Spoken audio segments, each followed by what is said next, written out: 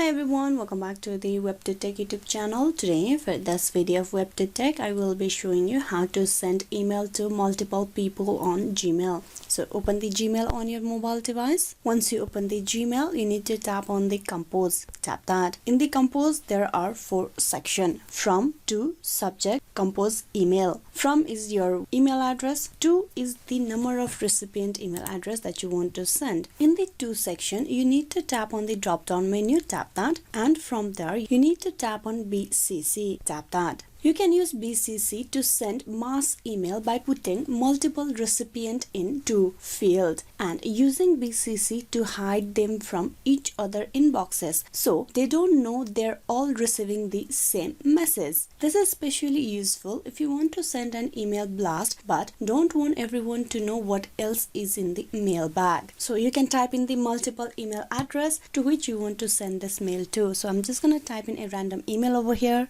I have added 3 emails. Now you can tap on the subject and provide the mail or the what this mail is about. Then you can type in the email.